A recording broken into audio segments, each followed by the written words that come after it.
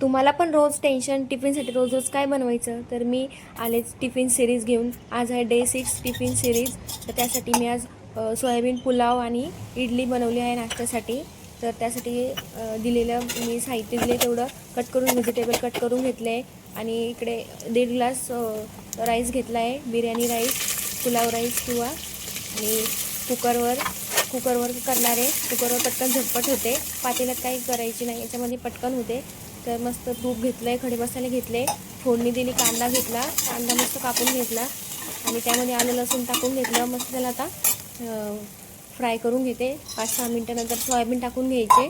Soybean हे healthy आहे, तर लहान मुलांसाठी किंवा मोठ्या ऑफिसच्या डब्यासाठी पण खूप चांगली रेसिपी आहे ही. तरी तुम्ही नक्की ट्राय करा. मस्त सोयाबीन पण परतून घेते. थोडंसं मीठ टाकून घेतलं, चांगलं परतून घ्यायचं. ही रेसिपी लवकर होते आणि टेस्टी पण आहे आणि सगळ्यांना आवडेल पण अशी पण आहे. आता सगळे व्हेजिटेबल टाकून घेऊ. तुम्हाला तुमच्या आवडीप्रमाणे तुम्ही व्हेजिटेबल टाकून घेऊ शकता. गाजर घेतलं, मला बटाटा नाही आवडत तर बटाटे नाही घेतला. तुम्ही टाकू शकता, कोबी टाकू शकता, पनीर पण टाकू शकता. आणि आता मस्त फ्राय करून घेते, सगळ्यांना परतून घेते चांगलं 10 मिनटं. नंतर कोथिंबीर टाकून घेतली.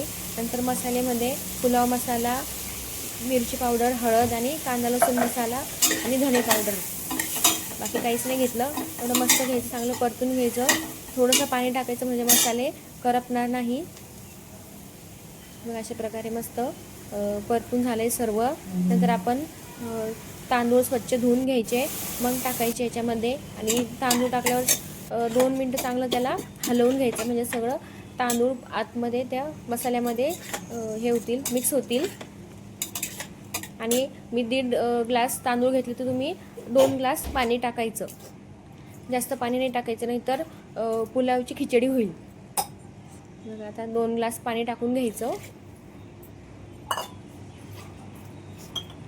मस्त त्याला हे हलवून घ्यायचं. थोडंसं नंतर तूप टाकायचं वरून आणि थोडासा पुलाव मसाला टाकायचा, थोडंसं तूप टाकायचं आणि कोथिंबीर टाकून घ्यायची. आणि 2 शिट्ट्या होऊन द्यायच्या. पहिली शिट्टी फुल गॅसवर होऊन द्यायची आणि दुसरी शिट्टी कमी गॅसवर व्हायची, म्हणजे पुलाव एकदम मोकळा आणि सरसरीत होतो. आता इकडं मसाला टाकून घेतला, मीठ टाकून घ्यायचं, थोडंसं तूप टाकून घ्यायचं. तुपाने टेस्ट खूप भारी लागते पुलावला. अशा प्रकारे आपली झालेलं आहे. आता 2 शिट्ट्या लावून घ्यायच्या. मी सांगितल्याप्रमाणे शिट्ट्या घ्यायच्या. पहिल्या मोठ्या गॅसवर, नंतर एक मंद गॅस आचेवर दुसरी शिट्टी काढून घ्यायची. आता इकडे कुकर लावून दिलं. तोपर्यंत मी इकडे रात्री इडलीचं बॅटर हे करून ठेवलेलं, इडलीचं पीठ भिजवून ठेवलेलं. हे बघा अशा प्रकारे मस्त फुललेलं आहे. तुम्ही पण असंच करून बघा, नक्की सगळ्यांना आवडेल रेसिपी. आणि हे नाश्त्यासाठी चांगलं आहे, किंवा टिफिनला पण तुम्ही देऊ शकता. तर इकडे कुकरची शिट्टी होस पण मी तिकडे इडलीचं हे लावून घेतलं, इडली वाफे लावून घेतली. आता मस्त तेल लावून घेतलं आणि छोट्या छोट्या इडल्या करून घेतल्या. तर माझ्याकडे मोठंच भांडं आहे, पण मी छोट्या छोटं बॅटर टाकून त्याच्यात छोट्या छोट्या इडल्या बनवल्या. मीठ टाकून मस्त जेवढं तुम्हाला बॅटर पाहिजे तेवढंच बॅटर काढून घ्यायचं, त्यात मीठ टाकायचं, बाकीचं फ्रीजमध्ये ठेवून द्यायचं. 2 दिवसच ठेवायचं, जास्त दिवस नाही ठेवायचं. त्याचे तुम्ही डोसे पण तयार करू शकतात. मस्त इडली आता हे लावून घेते.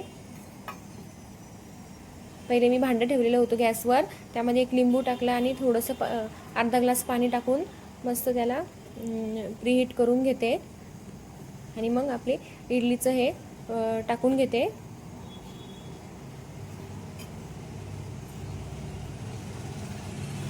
हे बघा अशा प्रकारे, म्हणजे इडलीचं भांडं खाली काळं नाही होणार, म्हणून मी लिंबूचं अर्धा भाग कापून टाकलेला आहे.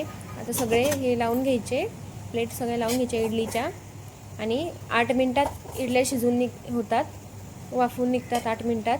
तुम्ही पण ह्या रेसिपी नक्की ट्राय करा आणि माझ्या सगळ्या सिरीज बघा, तुम्हाला सगळ्या आयडिया कळतील. आवडली रेसिपी तर लाईक सबस्क्राईब करायला विसरू नका. आणि तुम्हाला रेसिपी कोणती हवी ते नक्की कमेंटमध्ये सांगा. हे बघा अशा प्रकारे आपला पुलाव पण तयार आहे. एकदम मस्त खुसखुशीत झालेला आहे, खमंग झालेला आहे. वास तर एकदम भारी येतो आहे आणि सगळ्यांना आवडेल. ऑफिसच्या टिफिनला स्कूलच्या टिफिनला तुम्ही नक्की देऊ शकता हे. आणि इकडे इडल्या पण आपल्या तयार आहेत. इडल्या पण बघा खूप सॉफ्ट आणि एकदम हे झालेल्या आहेत. आणि मी थोडं थोडं टाकलं ना म्हणून छोट्या इडल्या दिसत आहेत. त्या मोठ टाकल्या असत्या तर मोठ्या दिसल्या असत्या. मस्त सगळ्या काढून घेतल्या. आता मी चटणी नाही बनवली. चटणी मी फक्त शेजवान चटणीच घेतली आहे. आणि अगोदर मी तिळाची चटणी बनवलेली, ती माझ्या चॅनलवर आहे, तुम्ही नक्की बनवून बघा. ती पण खूप भारी लागते इडलीसोबत. आणि टिफिनला पण तुम्ही देऊ शकतात. अशा प्रकारे आपल्या डे 6 टिफिन सिरीज तयार आहे. आवडली रेसिपी तर नक्की लाईक करा. मस्त खा आणि एकदम खुश राहा.